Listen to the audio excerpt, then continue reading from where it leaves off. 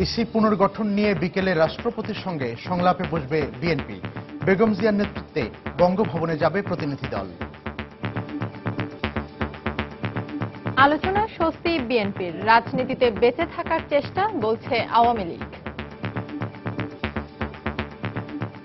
BNP chairperson দেশনেত্রী বেগম খালেদা জিয়ার নেতৃত্বে তারা সেখানে কথা বলবেন নির্বাচন কমিশন পুনর্গঠন এবং কিভাবে শক্তিশালী করা যায়। বিএনপির কাছে এখন রাজনীতি করার মতো কিছু নেই বলেই তারা এখন এইটাকে একটা রাজনীতি কিছু বানানোর জন্য মহামান্য রাষ্ট্রপতির কাছে যাবেন, তারা প্রস্তাবনা দিবেন।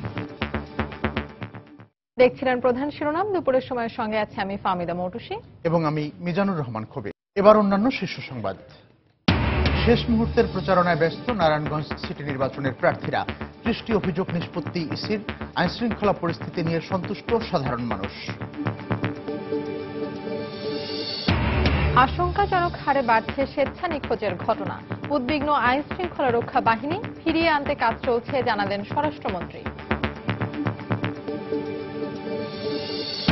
প্রধানমন্ত্রীকে বহনকারী বিমানের যান্ত্রিক ত্রুটির ঘটনায় মন্ত্রণালয় গঠিত কমিটির তদন্ত প্রতিবেদন জমা। বিকেলে মন্ত্রীর সংবাদ সম্মেলন। যাত্রা শুরু করল গার্মেন্টস অ্যাক্সেসরিজ পণ্যের পরীক্ষাগার। ভূমিকা রাখবে মান উন্নয়ন ও রপ্তানি বাড়াতে। সহায়তার আশ্বাস শিল্প মন্ত্রণালয়ের। এবং ৬ থেকে ৭টি দেশে সীমাবদ্ধ বাংলাদেশের শ্রমবাজার। চাহিদা অনুযায়ী দক্ষ কর্মী পাঠানোর পরামর্শ বিশেষজ্ঞদের। চাহিদা নিরূপণে উদ্যোগ নিয়েছে সরকার।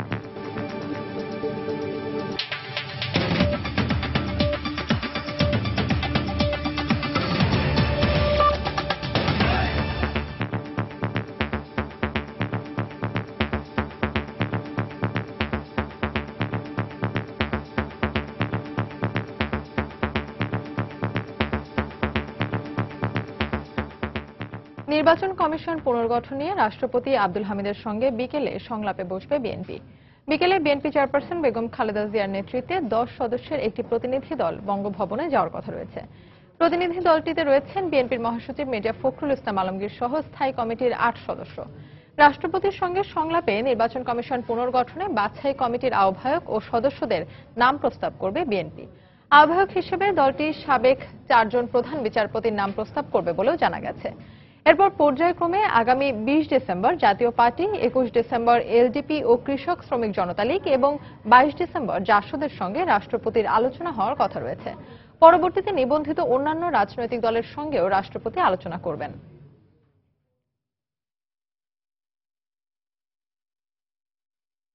নির্বাচন কমিশন পুনর্গঠন সহ 13 দফা প্রস্তাবনা নিয়ে রাষ্ট্রপতির সঙ্গে বিএনপির সংলাপ ফলপ্রসূ হবে বলে আশা প্রকাশ করেছেন দলটির সিনিয়র যুগ্ম মহাসচিব রুহুল কবির রিজভী।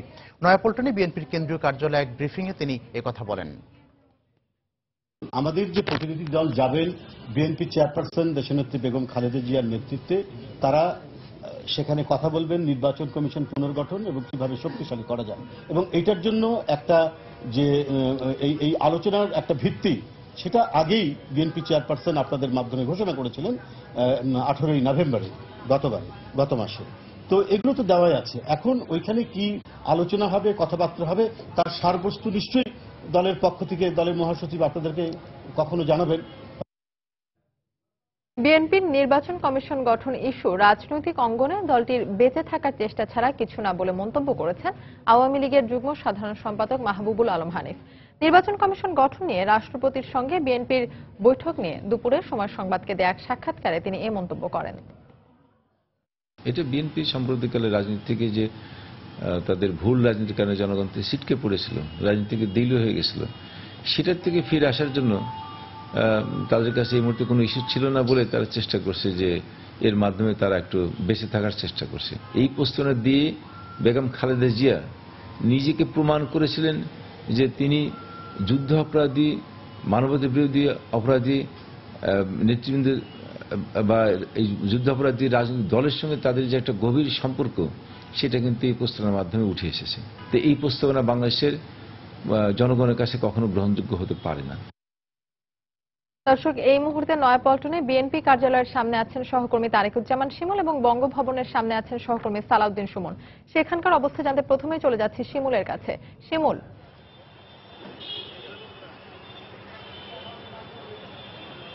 আপনারা আগেই জানেন যে রাষ্ট্রপতির সাথে নির্বাচনী সংলাপের জন্য আজকে বিকাল 4:30টায় বেগম জিয়ার রাষ্ট্রপতির বঙ্গভবনে যাওয়ার কথা। তো সেই অনুযায়ী আমাদেরকে আগেই যেমন জানানো হয়েছিল যে বিকাল 3টার সময় তিনি তার গুলশানের যে নিজ বাসভবন সেখান থেকে রওনা হবেন এবং রওনা হয়ে শুরুতে তিনি এই নয়াপল্টন কার্যালয়ে আসবেন এবং নয়াপল্টন কার্যালয় থেকে দলের যারা সদস্য যে 13 জনের নাম দেওয়া হয়েছে তাদের অধিকাংশই এখান থেকে যাবেন এবং এই উপলক্ষে এই আজকের এই ঘটনাকে উপলক্ষ করে কিন্তু ইতিমধ্যে কিন্তু নয়াপল্টনে আমরা দেখতে পাচ্ছি যে বিএনপির যারা নেতাকর্মী তারা আসতে শুরু করেছেন। যদিও এখন পর্যন্ত আমরা নেতাকর্মীর যে উপস্থিতি সেটা কম দেখতে পাচ্ছি, কারণ যেহেতু 3টার সময় তিনি বাসা থেকে বের হবেন, তারপরে ধরা হচ্ছে উনি এখানে আসতে আসতে হয়তো 3:30 সময় বাঁচতে পারে। তো সেক্ষেত্রে 2:30টার পরে হয়তো নেতাকর্মীর সমাগম সেটি আরো হয়তো বাড়তে পারে।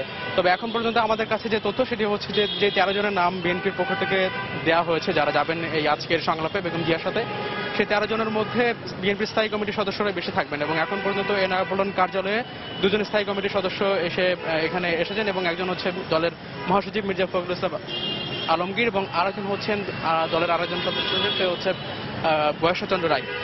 এই দুজনকে আমরা দেখেছি যে কিছুক্ষণ আগে তারা এই নয়াপল্টন কার্যালয়ে এসেছেন এবং বাকি যারা নেতা আছেন তারা সিনিয়র যারা নেতারা আছেন তারা এখনো পর্যন্ত এখানে আসেনি। তবে তাদেরকে কেন্দ্র করে দেখতে পাচ্ছি যে ইতিমধ্যেই দেখতে পাচ্ছেন যে আমার পিছিয়ে সারিবদ্ধভাবে নেতাকর্মীরা দলীয় তৃণমূল পর্যায়ে নেতাকর্মীরা এখানে এসে দাঁড়িয়েছেন এবং তাদের সাথে আমরা কথা বলেছিলাম। তারা মূলত আজকের যে তাদের দীর্ঘদিনের যে দাবি ছিল যে আসলে নির্বাচনের দাবিতে তারা দীর্ঘদিন যাবৎ আন্দোলন সংগ্রাম করে আসছে, তো সেই বিষয়টি রেখে সর্বশেষ যে প্রস্তাবটি রাখা হয়েছিল এবং সর্বশেষ রাষ্ট্রপতির সাথে যে সংলাপের বিষয়টি এসেছে তারা ইতিবাচক হবে এবং স্বাগত জানাচ্ছেন এবং তারা আশা করছেন যে এটি থেকে আজকে আসলে যে তাদের যে দীর্ঘদিনে যাবে নির্বাচন সে বিষয়ে হয়তো ইতিবাচক কোনো সাড়া তারা পাবেন এবং সেই বিষয়টি মাথায় রেখে যারা নেতারা যাচ্ছেন তাদেরকে উদ্বুদ্ধ করার জন্য তারা মূলত এখানে এসে জড়ো হচ্ছেন। তো এখানকার জন্য কোনো বিশৃঙ্খল অবস্থা যেন সৃষ্টি না হতে পারে সে কারণে ইতিমধ্যে আমরা দেখেছি যে বেশ কিছু পুলিশ সদস্য এখানে এসেছেন এবং আমরা নয়াপল্টন থানা থেকে জানতে পেরেছি যে তারা পর্যাপ্ত সংখ্যক নিরাপত্তা এখানে রাখছেন যেন যে ট্রাফিক কার্যক্রম এবং কোনো ধরনের বিশৃঙ্খলা যেন সৃষ্টি না হয় সে কারণে। তো আমরা যতটুকু জানতে পেরেছি বিকাল 3টা থেকে 3:30 নাগাদ বেগম জিয়া এখানে এসে পৌঁছাবেন, তারপর এখান থেকে স্থায়ী কমিটির সদস্য সহ বাকি যে 13 জনের নাম প্রস্তাব করা হয়েছে সবাইকে নিয়ে তিনি বঙ্গভবনের উদ্দেশ্যে রওনা হবেন। তো সেখানে এই মুহূর্তে বঙ্গভবনের সামনে আছেন আমাদের আরো একজন রিপোর্টার সালাউদ্দিন সুমন। তো সেখানকার অবস্থা জানার জন্য সরাসরি চলে যাচ্ছে তার কাছে। সুমন। ধন্যবাদ শিমুল। আপনি যেমনটি বলছিলেন যে বিএনপি চেয়ারপারসন সহ তার নেতৃত্বে একটি প্রতিনিধি দল বঙ্গভবনে আসবেন এবং 4:30টায় কিন্তু রাষ্ট্রপতির সঙ্গে বৈঠক রয়েছে। বঙ্গভবন সূত্রে আমরা যতটুকু জানতে পেরেছি যে বৈঠকটি শুরু হবে বিকেলে, সেই ব্যাপারে যে আনুষঙ্গিক প্রস্তুতি দরকার সে প্রস্তুতি ইতিমধ্যেই মোটামুটি সম্পন্ন হয়েছে। যখন বিএনপি চেয়ারপারসন আপনারা জানেন যে বিকেল 3টার দিকে তার বাসভবন থেকে বের হয়ে এখানে আসবেন নয়াপল্টন কেন্দ্রীয় কার্যালয় হয়ে, আরো যে তার সঙ্গে প্রতিনিধি দলের সদস্য রয়েছেন তাদেরকে নিয়ে কিন্তু এখানে আসবেন। আর একটি বিষয় জানিয়ে রাখি, প্রথম অবস্থায় বঙ্গভবন থেকে কিন্তু বলা হয়েছিল 10 সদস্যের একটি প্রতিনিধি দল নিয়ে আসার জন্য। সে ব্যাপারে তারা একটি মিটিং করে গুলশান কার্যালয়ে এবং 10 জনের নাম চূড়ান্ত করে সেখানে নাম যাদের সংযুক্ত করা হয় তারা হলেন যে বিএনপি চেয়ারপারসন বেগম খালেদা জিয়া স্বয়ং নিজে এই প্রতিনিধি দলের নেতৃত্ব দেবেন এবং সঙ্গে থাকবেন দলের মহাসচিব মির্জা ফখরুল ইসলাম আলমগীর। আরো যে সদস্যরা 10 জনের মধ্যে ইনক্লুড করা হয় তাদের মধ্যে থাকেন কিন্তু দলের স্থায়ী কমিটির সদস্যরা ছিলেন। এরপর কিন্তু গতকাল সন্ধ্যার দিকে হঠাৎ করে কিন্তু আরো 3 জনের নাম সংযুক্ত করার জন্য রাষ্ট্রপতির কাছে আবেদন করে বিএনপি।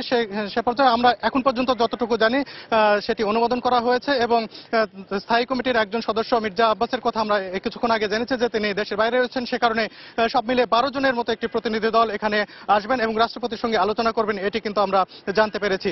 আরেকটি বিষয় জানিয়ে রাখি যে আজকে নির্বাচন কমিশন পুনর্গঠনে যে সার্চ কমিটি, সেই সার্চ কমিটির আহ্বায়ক সহ যে 5 জনকে নিয়োগ দেওয়া হবে এই 5 জনের নিয়োগের ব্যাপারে তারা কথা বলবেন এবং তাদের যে যোগ্যতা কারা কারা এই কমিটিতে থাকতে পারবেন তারা যে রূপরেখা দিয়েছেন গত 18 নভেম্বর একটি সংবাদ সম্মেলন করে বিএনপি চেয়ারপারসন, সেখানে তারা যে হিসেবে উল্লেখ করেছেন সেই হিসেবে তারা একটি তালিকা করে নিয়ে আসছেন, এরকম তথ্য কিন্তু আমাদের কাছে রয়েছে, সেটি তারা রাষ্ট্রপতির কাছে উপস্থাপন করবেন। পাশাপাশি আরো বিষয় আশয় নিয়ে কথা বলবেন তারা। দলের সিনিয়র নেতারা কালকে আমাদেরকে যেটি জানিয়েছেন যে এখানে শুধু নির্বাচন কমিশন পুনর্গঠন নয়, নির্বাচনকালীন সরকার ব্যবস্থা কেমন হবে সেই বিষয়টি নিয়েও এখানে আলাপ আলোচনা করা হবে, এইটুকুই কিন্তু তথ্য আমাদের কাছে এখন পর্যন্ত রয়েছে। আর যখন আলোচনায় বসবেন কি ধরনের আলোচনা হয়, কি কথা বলেন, আমরা সেটি জানার চেষ্টা করব এবং সেটি সঙ্গে সঙ্গে জানিয়ে দেব। মৌটুসী। দর্শক, বিকেলে রাষ্ট্রপতির সঙ্গে সংলাপে বসবে বিএনপি, এ বিষয়ে নয়াপল্টনে বিএনপি কার্যালয়ের সামনে থেকে তারেকুজ্জামান শিমুল এবং বঙ্গভবনের সামনে থেকে সালাউদ্দিন সুমন আমাদেরকে জানাচ্ছিলেন বিস্তারিত। চলে যাচ্ছি পরের খবরে। আর মাত্র দুদিন পরে শেষ হচ্ছে নারায়ণগঞ্জ সিটি নির্বাচনের প্রচারণা। শেষ মুহূর্তে ব্যস্ত সময় পার করছেন প্রার্থীরা। সকালে নগরীর 11 নম্বর ওয়ার্ডে প্রচারণা চালান আওয়ামী লীগের মেয়র প্রার্থী সেলিনা হায়াৎ আইভী। উন্নয়নের ধারা অব্যাহত রাখতে আবারও তাকে নির্বাচিত করতে ভোটারদের কাছে ভোট চান সাবেক এই মেয়র। তিনি বলেন, কমিশন চাইলে তৃতীয় কোনো শক্তি নির্বাচনে প্রভাব ফেলতে পারবে না। নগরীর 24 নম্বর ওয়ার্ডে প্রচারণা চালান বিএনপির প্রার্থী সাখাওয়াত হোসেন। পরিবর্তনের অঙ্গীকার আর উন্নয়নের নানা প্রতিশ্রুতি নিয়ে ভোটারদের কাছে হাজির হচ্ছেন তিনি। সরকার দলীয় প্রার্থীর বিরুদ্ধে প্রভাব বিস্তারের অভিযোগ করেন সাখাওয়াত।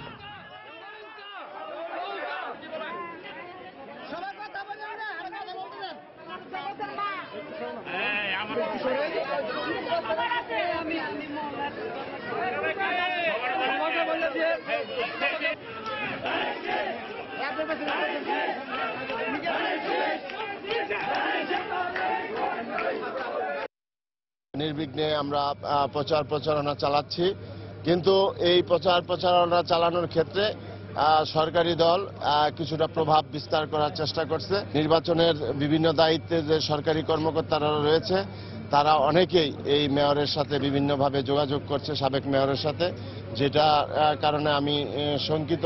তৃতীয় পক্ষ হোক, চতুর্থ পক্ষ হোক, যত পক্ষই হোক না কেন, যদি ইসি শক্ত ভূমিকা পালন করে, নির্বাচন কমিশন যদি শক্ত ভূমিকা পালন করে, আইন শৃঙ্খলা বাহিনী যদি তৎপর থাকে, তাহলে কারো কোনো ক্ষমতা নাই এখানে কোনো কাটি নাড়ার।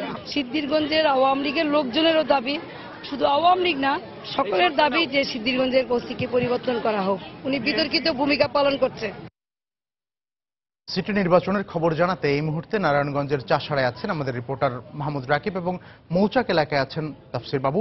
আমরা সরাসরি চলে যাচ্ছি তাদের কাছে। প্রথমেই যাচ্ছি রাকিবের কাছে। রাকিব, হ্যাঁ কবির, আমরা সকাল থেকেই ছিলাম আওয়ামী লীগ মনোনীত মেয়র প্রার্থী সেলিনা হায়াৎ আইভীর সঙ্গে তার প্রচারণার খবর জানাতে। তা আমি যদি ঠিক এখনকার খবর আপনাকে বলি, সেলিনা হায়াৎ আইভী এই মুহূর্তে সকাল থেকে প্রচারণা শেষে এখন তার বাসায় আছেন, বিশ্রাম নিচ্ছেন। এর কিছুক্ষণ আগে তিনি নারায়ণগঞ্জ ক্লাবে একটি যুবলীগ আয়োজিত একটি সেলিনা হায়াৎ আইভীর পক্ষে সমর্থিত প্রোগ্রামে তিনি ওখানে উপস্থিত ছিলেন। তিনি সেখানে যুবলীগের নেতাকর্মীদের সঙ্গে মত বিনিময় করেছেন নির্বাচন নিয়ে। আর আজ সকাল থেকে আমরা আপনাকে যে বিষয়টি বলেছিলাম যে আমরা কিন্তু গত কয়েকদিন ধরে বা গত এক মাস ধরে যে এখানকার নির্বাচনী যে আমেজ ছিল, সেখানে সেলিনা হায়াৎ আইভীকে যেভাবে দেখেছি, আজ তার চেয়ে আমরা কিছুটা ব্যতিক্রম তাকে দেখেছি। এর কারণ হলো যে তিনি কিন্তু আজ সকাল থেকে যে বিষয়টি বলছিলেন যে সিদ্ধিরগঞ্জ থানার যে ওসি রয়েছেন, তিনি সেই ওসির প্রত্যাহার চেয়েছেন, সেই ওসির পরিবর্তন চেয়েছেন। আপনি জানেন যে সিদ্ধিরগঞ্জ এলাকার সংসদ সদস্য কিন্তু AKM শামীম ওসমান। এছাড়া আমি আপনাকে আরো একটি বিষয় বলে রাখি যে তিনি আরেকটি বিষয়ে আজ শঙ্কা প্রকাশ করে বলেছেন যে তৃতীয় কোনো পক্ষ এসে এই নির্বাচনকে একটি প্রভাবিত করতে পারে বলে তিনি গত কয়েকদিন ধরে বারবার বলছিলেন। তিনি আজ কিন্তু সে বিষয়টি আরো একটু স্পষ্ট করে বলেছেন। যদিও তিনি দাবি করেছেন যে যদি নির্বাচন কমিশন শক্তভাবে সবকিছু ঠিকমতো দেখাশোনা করে বা দেখভাল করে, তাহলে নির্বাচনকে কোনো পক্ষই এসে কোনো প্রভাব বিস্তার করতে পারবে না। তো এই সব মিলিয়ে আমরা বলতে পারি সেলিনা হায়াৎ আইভী কিন্তু আজ অন্যান্য দিনের চেয়ে কিছুটা হলেও আমরা তাকে একটু ভিন্নভাবে দেখেছি। তবে আমরা সকাল থেকে যে বিষয়টি দেখেছি, তিনি 11, 12 এবং 13 নম্বর ওয়ার্ডে গণসংযোগ করেছেন। সেই গণসংযোগে আমরা বরাবরের মতোই দেখেছি সেখানকার সাধারণ মানুষ এসে তাকে গ্রহণ করেছেন, বিভিন্ন ফুল দিয়ে তার সাথে কথা বলেছেন এবং সেলিনা হায়াৎ আইভী সেখানকার মানুষদের সাথে তাদের সমস্যার কথা শুনেছেন, তাদের যেসব প্রতিশ্রুতি তিনি জানতে চেয়েছেন এবং সেলিনা হায়াৎ আইভী বলেছেন তাদের যেসব সমস্যা আছে, অর্থাৎ এখনো যেসব ক্ষুদ্র ক্ষুদ্র কাজ বাকি আছে সেসব কাজ তিনি করে দিবেন। তা আপনি সব মিলিয়ে আমরা যে বিষয়টি বলতে পারি, আর মাত্র আজকে 18 তারিখ গেলে এই নির্বাচনে আর মাত্র 2 দিন থাকবে প্রচারণার। 20 তারিখ মাঝরাত পর্যন্ত মেয়র প্রার্থী বা অন্যান্য কাউন্সিলর প্রার্থীরা প্রত্যাহার করতে পারবেন। তো শেষ মুহূর্তে এসে এখানকার সব প্রার্থীরা কিন্তু তাদের সর্বোচ্চটুকু দিয়ে তারা চেষ্টা করছেন মানুষের দ্বারে দ্বারে যাওয়ার জন্য, মানুষের কাছে তাদের প্রতিশ্রুতি দিচ্ছেন। তো মোটামুটি আমার কাছে সকাল থেকে যে সেলিনা হায়াৎ আইভীর প্রচারণার খবর আমি জানাচ্ছিলাম এখন পর্যন্ত এই ছিল। আমাদের সহকর্মী তাফসির বাবু আছেন শহরের অন্য জায়গায়, আমরা একটু তার কাছে জানতে চাই সেখানকার নির্বাচনী প্রচারণার খবর। তাফসির, রাকিব, আপনাকে ধন্যবাদ। আসলে নির্বাচনের যে প্রচারণা সেটি সাখাওয়াত হোসেন খান বিএনপি মনোনীত মেয়র প্রার্থী, তিনি আছে বন্দর উপজেলায় কয়েকটি ওয়ার্ডে তিনি চালিয়েছেন। 23, 24 এবং 25 নম্বর ওয়ার্ডে বিভিন্ন এলাকায় তিনি ঘুরেছেন এবং এখন আসলে বিরতি চলছে। আমরা এখন রয়েছে মৌচাক এলাকায়, তিনি এখানেও আসবেন, এদিকে প্রচারণা চালাবেন। তো যে বিষয়টি আমরা আজকে খেয়াল করলাম যে নির্বাচনে যেহেতু এখন শেষ মুহূর্ত বলা যায় প্রচারণার, তো এই সময়ে এসে পাল্টাপাল্টি কিছু অভিযোগ অনুযোগ এগুলো কিন্তু আমরা শুনতে পাচ্ছি প্রার্থীদের কাছ থেকে, এবং তাদের যে প্রচারণা সেগুলোর মূল অংশ জুড়েই থাকছে এইসব অভিযোগ অনুযোগ। এছাড়া তারা ভোটারদের বাড়ি বাড়ি যাচ্ছেন এবং গিয়ে কিন্তু সেখানে তারা যে বিষয়গুলো বলছেন যে নির্বাচনে তিনি যেসব কাজ করতে চান সেই বিষয়গুলো কিন্তু সাখাওয়াত হোসেন খান আজকে বাড়ি বাড়ি গিয়ে বলেছেন। এবং বিশেষত বন্দর এলাকায় তিনি যে বিষয়টি সবচেয়ে বেশি প্রাধান্য দিয়েছেন যে বন্দর এলাকায় কাঙ্ক্ষিত উন্নয়ন হয়নি, তিনি মেয়র নির্বাচিত হলে 5 বছরে বন্দরের চেহারা পাল্টে দেবেন, এরকম কিছু কথাবার্তা তিনি বলেছেন। আর এর পরিপ্রেক্ষিতে আমরা দেখেছি যে সেলিনা হায়াৎ আইভীর বিরুদ্ধে তিনি আচরণবিধি লঙ্ঘনের অভিযোগ তুলেছেন। এর আগেও তিনি তুলেছিলেন, আজকেও সেটি পুনরাবৃত্তি করেছেন। এবং আমরা তাকে জিজ্ঞেস করেছিলাম যে নির্বাচনী পরিবেশটা কেমন, তিনি বলেছিলেন যে প্রচারণা তারা করতে পারছে সব এলাকায় গিয়ে, তবে তাদের প্রার্থী তাদের যে ভোটার রয়েছে কিংবা যারা তাদের পক্ষে প্রচারণা করছে কোনো কোনো এলাকায় তাদেরকে সরকারি দলের পক্ষ থেকে কেউ কেউ হয়তো ভয়ভীতি প্রদর্শন করছে। এখানে কিন্তু তিনি কারো নাম বলেননি, শুধু বলেছেন যে তাদের প্রার্থীদেরকে প্রভাবশালী কেউ কেউ ভয়ভীতি দেখাচ্ছে তাদের ভোটারদেরকে। তো এরকম একটি পরিস্থিতির মধ্যেই আসলে তিনি প্রচারণা চালাচ্ছেন। তো আমরা এখন রয়েছি এই এলাকাগুলোতে, তিনি প্রচারণা চালাচ্ছেন, বাড়ি বাড়ি গিয়ে ভোট চাচ্ছেন। এবং তিনি বলেছেন যে মূলত যেসব এলাকায় তার ভোটার রয়েছে সবগুলো এলাকায় তিনি ঘুরেছেন, ভোটারদের কাছে গিয়েছেন এবং এখন শেষ মুহূর্তে তিনি সবগুলো এলাকায় চেষ্টা করছেন আরেকবার করে যাওয়ার জন্য। তো এই ছিল আসলে আমার কাছে নারায়ণগঞ্জে সাখাওয়াত হোসেনের প্রচারের সর্বশেষ খবর। ফিরছি স্টুডিওতে।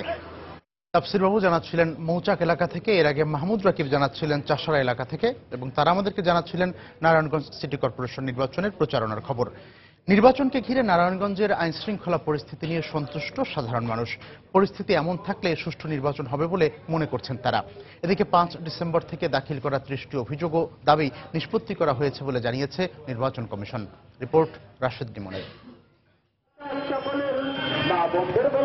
পুরো নারায়ণগঞ্জ নগরী এখন মাতোয়ারা নির্বাচনী আমেজে। শহর ছেয়ে গেছে পোস্টারে, সকাল সন্ধ্যা সরব প্রচারণায়। ভোটের মাঠে প্রার্থীদের অভিযোগ কিংবা পাল্টা অভিযোগের তীর ছোড়াছড়ি হলেও তা রয়েছে সহনীয় পর্যায়ে। আবার ভোটারদের উপর প্রভাব খাটানো, কালো টাকার ছড়াছড়ি কিংবা নির্বাচনী সহিংসতার বড় কোনো ঘটনাও সামনে আসেনি। বিষয়টি আশ্বস্ত করেছে ভোটারদের। নির্বাচন উপলক্ষে কোনো টাকা পয়সা লেনদেন, তারপরে কোনো গোলযোগ দেখিনি। 5 বছর পর ভোট নির্বাচন হইতেছে, আনন্দমুখর ভাবে আমরা ইলেকশনে ভোট দিতে যাব। তখন পর্যন্ত কোনো মারামারি বা দরাদরি বা কোনো টাকা পয়সা খাওয়া দাওয়া এসব কিছু হয় না বা দেখিনি। আইন শৃঙ্খলা পরিস্থিতির অবস্থা যদি ভালো হয় তাহলে মানুষ ভোট দিবে। প্রতীক বরাদ্দের পর এ যাবৎ 30টি অভিযোগ জমা পড়েছে রিটার্নিং অফিসারের কার্যালয়ে। অভিযোগগুলো খুব বড় না হওয়ায় স্বস্তিতে আছে কমিশনও। জরিমানা আদায়, মৌখিক সতর্ক ও ঊর্ধ্বতন কর্তৃপক্ষকে অবগতি করা সহ যাচাই বাছাই শেষে এসব দাবি ও অভিযোগের সবগুলোই নিষ্পত্তি করা হয়েছে বলে জানিয়েছেন রিটার্নিং অফিসার। নির্বাচনকালীন সময়ে পরিস্থিতি শান্তিপূর্ণ থাকবে বলেও আশাবাদ তার। যে টুকটাক সমস্যার কথা শোনা যাচ্ছে দু একটি এখানে সেখানে প্রচারণায় বিঘ্ন দেওয়া বা কাউকে হুমকি দেওয়া, আমরা মনে করছি 19 তারিখ থেকে একটিও থাকবে না। প্রত্যেকটি বিষয় আমরা আমলে নিচ্ছি। প্রচারণায় এখন ইন্টেন্সিটি বাড়বে, একটু হয়তো ছোটখাটো লঙ্ঘন হতেও পারে, কিন্তু এটি আমরা এখনো সহনীয় পর্যায়ে আছে এবং রেখেছি। আশা করি যে এটি আর কোনো ব্যাপ্তি ঘটবে না। নারায়ণগঞ্জ সিটি কর্পোরেশন নির্বাচনে 19 ডিসেম্বর মাঠে নামছে আইন শৃঙ্খলা রক্ষা বাহিনীর প্রায় 7,500 সদস্য। নির্বাচন নিয়ে এখনো তেমন বড় কোনো অভিযোগ জমা পড়েনি রিটার্নিং অফিসারের কার্যালয়ে। বিষয়টি একদিকে যেমন শঙ্কামুক্ত করছে প্রার্থীদের, অন্যদিকে স্বস্তিতে রাখছে ভোটারদেরও। তারা বলছেন এই অবস্থা চলতে থাকতে 22 ডিসেম্বর তাদের প্রত্যাশার প্রতিফলন ঘটবে ব্যালট বাক্সে। রাশেদ লিমন, সময় সংবাদ, নারায়ণগঞ্জ। দুপুরের সময় আরো থাকছে। গাজীপুরের কালীগঞ্জে পিকআপ ভ্যান উল্টে 4 জনের মৃত্যু, আহত অন্তত 14, 8 জনের অবস্থা আশঙ্কাজনক। তরুণদের একের পর এক স্বেচ্ছা নিখোঁজের ঘটনাকে আশঙ্কাজনক বলছেন আইন শৃঙ্খলা রক্ষা বাহিনীর সদস্যরা। তাদের মতে শুধু আইন প্রয়োগের মাধ্যমে এসব ঘটনা বন্ধ করা সম্ভব হবে না, এর জন্য প্রয়োজন পারিবারিক ও সামাজিক সচেতনতা। বিশ্লেষকরা বলছেন তরুণরা কেন নিখোঁজ হচ্ছেন সেই বিষয়টিও খুঁজে বের করা জরুরি। খান মোহাম্মদ রুমেলের রিপোর্ট। আবারও ক্রমশ দীর্ঘ হচ্ছে স্বেচ্ছা নিখোঁজের তালিকা। গণমাধ্যমের তথ্য অনুযায়ী গেল 2 সপ্তাহে ঘর ছেড়েছেন কমপক্ষে 9 যুবক। চলতি মাসের প্রথম দিনে একসঙ্গে ঘর ছাড়ে নর্থ সাউথ বিশ্ববিদ্যালয়ের 2 শিক্ষার্থী সহ 4 জন। এই ঘটনায় বনানী থানায় আলাদা 2টি সাধারণ ডায়েরি হয়। 15 দিনের বেশি সময় পেরিয়ে গেলেও এদের কোনো হদিস বের করতে পারেনি আইনশৃঙ্খলা রক্ষা বাহিনী। এর আগে গুলশান ও শোলাকিয়া হামলায় অংশগ্রহণকারীরা ঘর ছেড়েছিল ঘটনার 3 থেকে 4 মাস আগে। এই দুটি ঘটনার পর 20 জুলাই নিখোঁজদের একটি তালিকা প্রকাশ করে র্যাব। এরপর কয়েক দফায় হালনাগাদ করা হয় সেই তালিকা। আর বর্তমান প্রেক্ষাপটে তরুণ বয়সীদের স্বেচ্ছায় ঘর ছাড়ার এই প্রবণতাকে উদ্বেগজনক বলছেন র্যাব কর্মকর্তারা। সবাই যে আবার এই উগ্র মতাদর্শ এবং জঙ্গিবাদের সঙ্গে যে সম্পৃক্ত তেমনও না, নিখোঁজ অনেক কারণেই হতে পারে। সংখ্যা কিছুটা থেকে যায়, যাদেরকে পাওয়া যাচ্ছে না তাদেরকে আমরা অবশ্যই চেষ্টা করব যে তাদেরকে দ্রুত যতদূর সম্ভব তাদেরকে খুঁজে বের করার জন্য। সব নিখোঁজের ঘটনাকেই জঙ্গিবাদের সঙ্গে না মেলানোর পরামর্শ দিয়ে পুলিশ মহাপরিদর্শক বলছেন, তরুণ প্রজন্মের উগ্রবাদী চেতনা রোধে সামাজিক আন্দোলন গড়ে তোলার উপর গুরুত্ব দিচ্ছেন তারা। আমি বিভিন্ন সময় ধরে বলেছি যে মানুষকে সচেতন করতে পারলেই আমরা এই রেডিকালাইজেশন যেটা হচ্ছে এটা আমরা হয়তো বন্ধ করতে পারবো বা কমাতে পারবো। এদিকে বিশ্লেষকরা বলছেন, উগ্রবাদ একটি চলমান প্রক্রিয়া, তাই পরপর কয়েকটি সফল অভিযান করেই আত্মতুষ্টির কোনো সুযোগ নেই। সময় সুযোগ মতো তারা আবারও তাদের এই তৎপরতা শুরু করলে সেটি আশ্চর্য হওয়ার মতো কিছু থাকবে না। সুতরাং এই জায়গায় এসে পুলিশকে কিন্তু বিগত দিন থেকে শিক্ষা নিতে হবে। সিভিল সোসাইটি কিংবা যাদেরকে আমরা বলছি সুশীল সমাজ, তারা হয়তো আর একটু সচেতন হবে, বিভিন্ন সংস্থা সচেতন হবে, তার একটা পজিটিভ গেইন আমরা পাবো। কিন্তু তারপরে আমরা মনে করি আমাদের রাস্তা এখনো পেরোনো অনেকটা বাকি আছে। তারা আরো বলেন, এ ধরনের নিখোঁজের ঘটনা অব্যাহত থাকলে অপরাধীরা এর ফায়দা নিতে পারে। খান মোহাম্মদ রুমেল, সময় সংবাদ, ঢাকা। যারা এতদিন নিখোঁজ ছিলেন, আইন শৃঙ্খলা রক্ষা বাহিনীর তৎপরতায় তারা ফিরে আসতে শুরু করেছে বলে জানিয়েছেন স্বরাষ্ট্রমন্ত্রী আসাদুজ্জামান খান কামাল। সকালে রাজধানীর মিরপুরে ফায়ার সার্ভিস ও সিভিল ডিফেন্স ট্রেনিং কমপ্লেক্সের উদ্বোধন শেষে তিনি সাংবাদিকদের একথা জানান। এছাড়াও গতরাতে ঢাকা বিশ্ববিদ্যালয়ের ছাত্রলীগ নেতা জুবায়ের গুলিবিদ্ধ হয়ে আহত হওয়ার ঘটনার তদন্ত চলছে বলে জানান তিনি। একজন ছাত্র সদস্য যে আহত হয়েছে এটা আমরা দেখছি, এবং যে ঘটিয়েছে এবং কিভাবে আসছে, কার অস্ত্র দিয়ে ঘটছে, এগুলি সবই আমরা দেখবো এবং সবগুলোর আমরা ব্যবস্থা। নিখোঁজ যেগুলো আমাদের খুঁজে এগুলো আবার চলে আসছে, কিংবা আমাদের নিরাপত্তা বাহিনী তাদের খুঁজে অনেকগুলোকে নিয়ে আসছে, কাজে নিখোঁজ শব্দটি নেই। সন্ত্রাসবাদে অর্থায়ন রোধে রাজনৈতিক দায়বদ্ধতার পাশাপাশি আইনশৃঙ্খলা রক্ষা বাহিনী ও প্রশাসনের মধ্যে সমন্বয়ের গুরুত্ব দিয়েছেন পররাষ্ট্র সচিব শহীদুল হক। পররাষ্ট্র মন্ত্রণালয়ে এক কর্মশালার উদ্বোধনী অনুষ্ঠানে তিনি একথা বলেন। এই কর্মশালায় জাতীয় রাজস্ব বোর্ডের চেয়ারম্যান বলেন, বৈধ পথের পাশাপাশি অবৈধ পথেও সন্ত্রাসী কার্যক্রমে অর্থায়ন করা হচ্ছে। জঙ্গিবাদে অর্থায়ন বন্ধ করা রাষ্ট্রের জন্য বড় সমস্যা। এ কাজে বৈধ পথে যেমন বিভিন্ন সংস্থা জড়িত, অবৈধ পথে সন্ত্রাসীরাও তাদের অর্থ ব্যয় করে থাকে। এক্ষেত্রে সবার সহযোগিতা, সমন্বয়, সাহস এবং দায়বদ্ধতা প্রয়োজন। সবার আগে প্রয়োজন রাষ্ট্রীয় শীর্ষ পর্যায় থেকে শুরু করে রাজনৈতিক দলগুলোর দায়বদ্ধতা। এজন্য প্রয়োজনীয় কাঠামো তৈরির পাশাপাশি অর্থ বরাদ্দ থাকতে হবে। একই সঙ্গে পুলিশ এবং প্রশাসনের মধ্যে সমন্বয় সাধন করতে হবে, যেটির এখনো ঘাটতি রয়েছে। প্রধানমন্ত্রীকে বহনকারী বাংলাদেশ বিমানের বিশেষ ফ্লাইট BG1011-এ যান্ত্রিক ত্রুটির কারণে জরুরি অবতরণের ঘটনায় মন্ত্রণালয় গঠিত তদন্ত কমিটি তাদের প্রতিবেদন জমা দিয়েছে। সকালে সচিবালয়ে বেসামরিক বিমান পরিবহন ও পর্যটন মন্ত্রী রাশেদ খান মেননের হাতে এই প্রতিবেদনটি তুলে দেওয়া হয়। বিকেলে সংবাদ সম্মেলনের মাধ্যমে প্রতিবেদনের বিষয়বস্তু তুলে ধরা হবে। এর আগেও এই ঘটনায় বেশ কয়েকটি তদন্ত কমিটি গঠিত হয়। এরই মধ্যে কয়েকটি কমিটি তাদের প্রতিবেদন প্রকাশ করেছে। গত 27 নভেম্বর হাঙ্গেরির বুদাপেস্টে পানি সম্মেলনে যোগ দিতে যাওয়ার পথে যান্ত্রিক ত্রুটির কারণে তুর্কমেনিস্তানে জরুরি অবতরণ করে বিমানটি।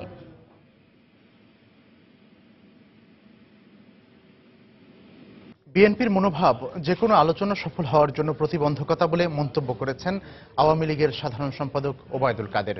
সকালে রাজধানীতে বাংলাদেশ আওয়ামী স্বেচ্ছাসেবক লীগ আয়োজিত বিজয় দিবসের আলোচনায় তিনি একথা বলেন। বিএনপি যদি মনে করে সালিশ মানি তার কাজটা আমার, তাহলে সংলাপ সফল হবে না। তাদেরকে রিয়ালিস্টিক অ্যাপ্রোচ নিয়ে এগোতে হবে, বাস্তবসম্মত তাদের মনোভাব থাকতে হবে। সরকারের পক্ষ থেকে মহামান্য রাষ্ট্রপতি আমাদের অভিভাবক। বিএনপি মুক্তিযুদ্ধের বিপক্ষ শক্তিকে প্রশ্রয় দিয়ে নিজ দলের মধ্যেই বিভাজন সৃষ্টি করছে বলে মন্তব্য করেছেন আওয়ামী লীগের কেন্দ্রীয় নেতারা। সকালে জাতীয় প্রেস ক্লাবে এক আলোচনা সভায় তারা একথা বলেন।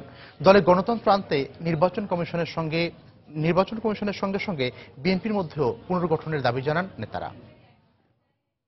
বিএনপি নেতৃবৃন্দকে অনুরোধ জানাবো, আপনাদের নেতৃত্ব পরিবর্তন আনেন। নির্বাচন কমিশনে যেমন পরিবর্তন চান, আপনাদের নেতৃত্ব এবং নেতৃত্বের মানসিকতায়ও পরিবর্তন আনেন। এখন পর্যন্ত মুক্তিযুদ্ধের পক্ষের শক্তি বিপক্ষের শক্তির যে বিভাজন, এই বিভাজন শেষ হয়ে যাওয়ার কথা ছিল, কিন্তু বিএনপি আজকে এই বিভাজনকে আরো জিয়ে রেখেছে এবং এই বিভাজনকে অব্যাহত রাখতে চায়। দেশকে আগের অবস্থায় সেই পাকিস্তানি কায়দায় তারা আবার নিয়ে যেতে চায়।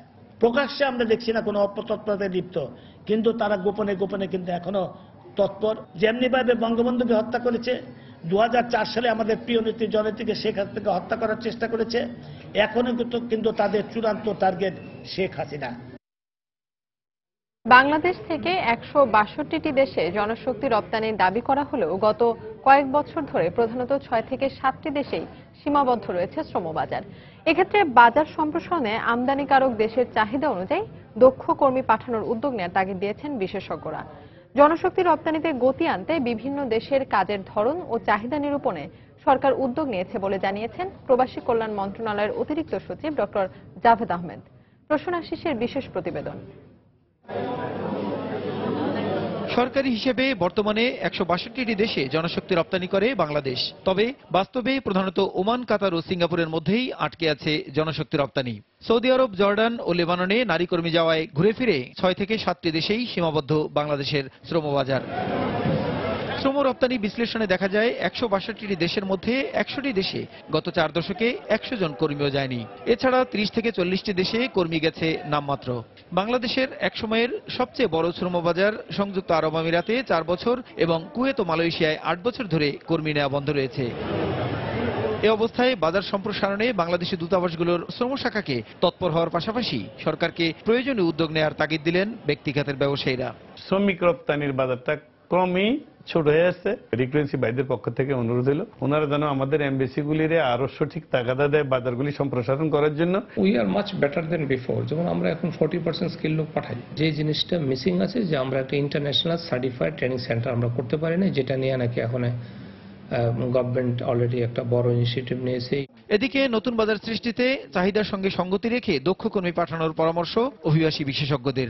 কোন দেশে কোন স্কিলে ওয়ার্কার দরকার, এই জিনিসগুলো যতক্ষণ পর্যন্ত স্টাডি না হবে আসলে আমরা কিন্তু কোনো দেশের মার্কেটও বুঝতে পারবো না, মার্কেটকেও রিচ করতে পারবো না। গভর্নমেন্ট ফোকাস করা উচিত মেজর ডেস্টিনেশন কান্ট্রিগুলো কোনটা আছে, সেগুলোর চ্যালেঞ্জেস, সে মার্কেটের চ্যালেঞ্জেস গুলো কি কি, প্রসপেক্ট গুলো কি কি, এগুলোকে আইডেন্টিফাই করা। জনশক্তি রপ্তানি খাতের বর্তমান স্থবিরতা কাটাতে পুরনো বাজার ধরে রাখার পাশাপাশি নতুন বাজার খুঁজে বের করতে পরামর্শক নিয়োগের কথা জানিয়েছে প্রবাসী কল্যাণ মন্ত্রণালয়। একটা ফার্ম নিয়োগেরও প্রক্রিয়া করছি আমরা, যে ফার্ম আপনার সারা বিশ্বে স্টাডি করবে, কোথায় কোন ধরনের সুযোগগুলো তৈরি হচ্ছে তারা স্টাডি করে আমাদের কাছে দেবে, সেভাবে আমরা জনশক্তিকে প্রিপেয়ার্ড করব। কোন ধরনের স্কিল পিপল দরকার হবে সেটা আমরা আগে ভাগে জেনে নিয়ে আমরা সেভাবে আমাদের যে টেকনিক্যাল ট্রেনিং সেন্টারগুলো রয়েছে সেই ট্রেডগুলোকে অন্তর্ভুক্ত করে, যদি না থাকে নতুন করে ট্রেড সেট আপ দিয়ে আমরা আমাদের কর্মীদেরকে প্রশিক্ষিত করবার একটা পরিকল্পনাও আমাদের হাতে আছে। মালয়েশিয়ার পর শিগগিরই আরো 2-1টি দেশের বন্ধ শ্রমবাজার উন্মুক্ত হতে পারে বলেও আশা সরকারের। প্রসূন আশিস, সময় সংবাদ, ঢাকা। নানা আয়োজনের মধ্য দিয়ে পালন করা হচ্ছে আন্তর্জাতিক অভিবাসী দিবস। এ উপলক্ষে সকালে সংসদ ভবনের দক্ষিণ প্লাজা থেকে বর্ণাঢ্য র্যালি বের হয়। এরপর বঙ্গবন্ধু আন্তর্জাতিক কনফারেন্স হলে আলোচনা সভার আয়োজন করে প্রবাসী কল্যাণ ও বৈদেশিক কর্মসংস্থান মন্ত্রণালয়। এতে সরকারের পক্ষ থেকে নিরাপদ অভিবাসন ও বাংলাদেশের শ্রমবাজার উন্নয়নে আন্তর্জাতিক সংস্থাগুলোকে সহযোগিতা অব্যাহত রাখার আহ্বান জানানো হয়। এ সময় দেশের বাণিজ্যে গুরুত্ব রাখায় 12 জনকে সিআইপি সম্মাননা দেওয়ার পাশাপাশি ভিডিও কনফারেন্সের মাধ্যমে প্রবাসী কর্মীদের সাথে শুভেচ্ছা বিনিময় করা হয়। আলোচনা সভা শেষে অভিবাসী মেলা উদ্বোধন ও স্টল পরিদর্শন করেন প্রবাসী কল্যাণ মন্ত্রী।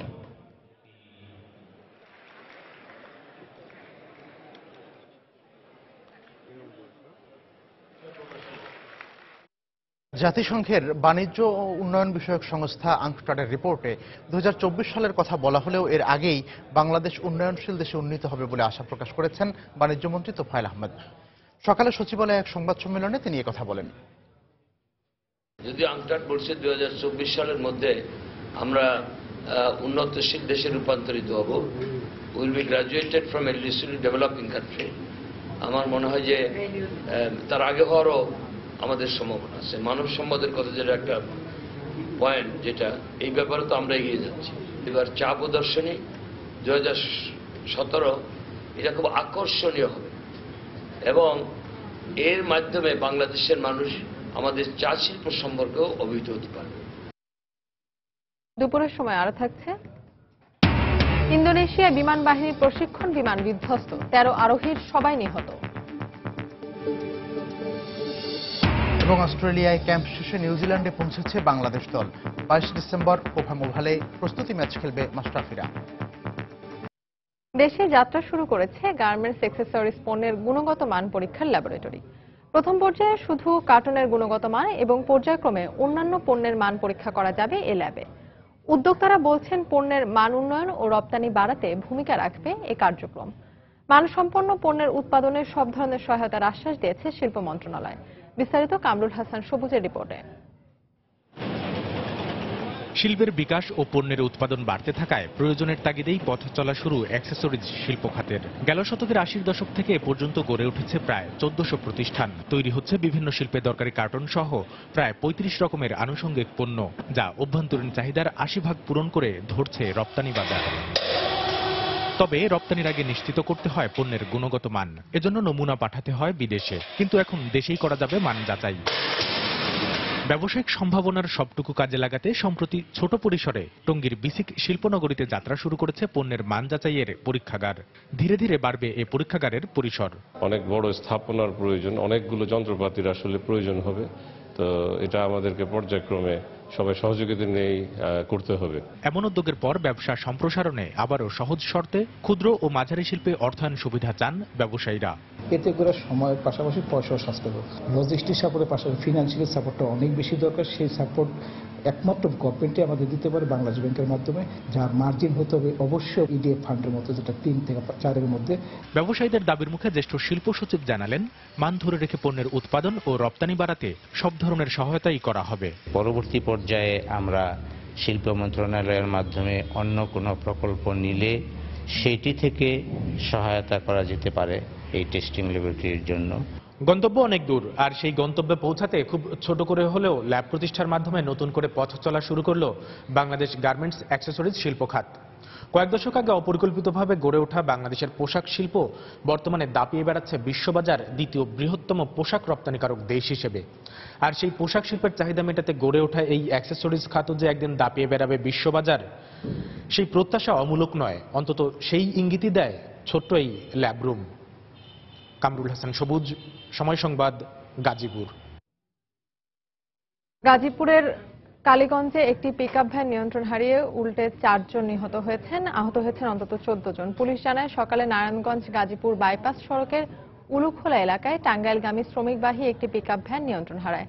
ভ্যানটি রাস্তার পাশের একটি গাছের সঙ্গে সজোরে ধাক্কা খায়। এতে ঘটনাস্থলেই চালক সহ 4 জন নিহত হন, আহত হন অন্তত 14 জন।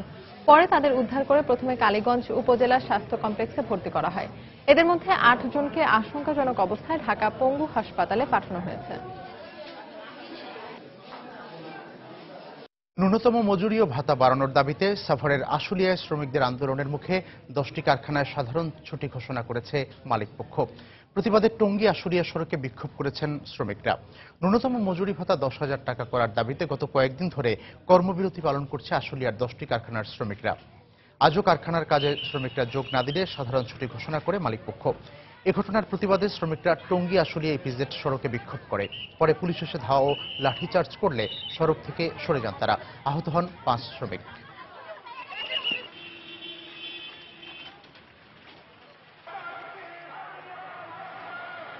দেশের বাইরের খবর, ইন্দোনেশিয়ায় বিমান বাহিনীর একটি প্রশিক্ষণ বিমান বিধ্বস্ত হয়ে 13 আরোহীর সবাই নিহত হয়েছেন।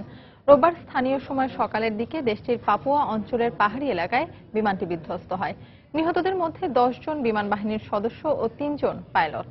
কর্তৃপক্ষ জানায় হারকিউলিস C-130 নামের একটি বিমান তিমিকা শহর থেকে প্রশিক্ষণের উদ্দেশ্যে ছেড়ে দেয়।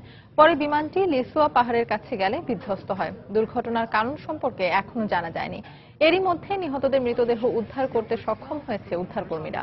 দেশটির বিমান বাহিনী পাপুয়ার পাহাড়ি অঞ্চলে প্রশিক্ষণ সহ বিভিন্ন কাজে বিমান ব্যবহার করে থাকে। ইন্দোনেশিয়ায় গত বছরও এক বিমান দুর্ঘটনায় অন্তত 100 জন নিহত হয়।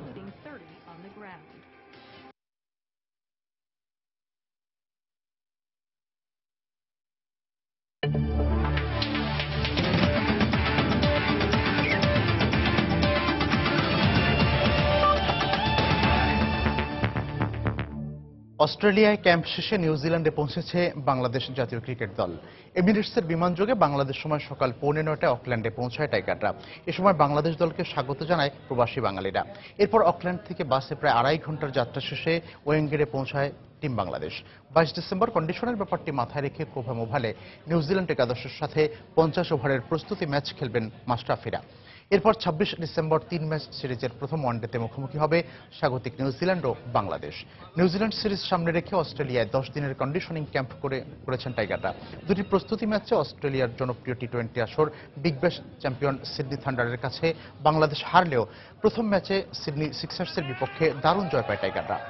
ঘরের মাটিতে টানা সিরিজ জয়ে বাংলাদেশের সামনে বিদেশের মাটিতে এবার সামর্থ্য প্রমাণের এই মিশন।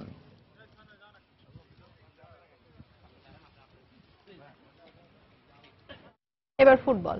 অনূর্ধ্ব 14 সুপার মক কাপের প্লেট পর্বে আবারও চ্যাম্পিয়ন হয়েছে বাংলাদেশ। মিডফিল্ডার ফাহিম মোর্শেদের একমাত্র গোলে জাপানের সোনান বেলমেয়ারকে 1-0 গোলে হারিয়ে শিরোপা ধরে রাখল লাল সবুজ প্রতিনিধিরা। সেমিফাইনালে ম্যানচেস্টার সিটিকে হারিয়ে ফাইনালে জায়গা করে নেওয়া বাংলাদেশ বেশ উজ্জীবিত হয়ে মাঠ নামে এদিন। ম্যাচের শুরু থেকেই প্রতিপক্ষকে বেশ চাপে রাখে মোস্তফা পারভেজের দল। ছেড়ে কথা বলেনি সোনান বেলমেয়ারও। আক্রমণের বেশ কড়া জবাব দিতে থাকে জাপানের দলটিও। তবে ম্যাচের 38 মিনিটে মিডফিল্ডার ফাহিম মোর্শেদের গোলে লিড নেয় বাংলাদেশ। দ্বিতীয়ার্ধেও আক্রমণ পাল্টা আক্রমণের মধ্য দিয়ে খেলা এগোতে থাকে। তবে কোনো পক্ষই আর গোল করতে না পারলে 1-0 ব্যবধানের জয় নিয়ে চ্যাম্পিয়ন হয়ে মাঠ ছাড়ে বাংলাদেশ।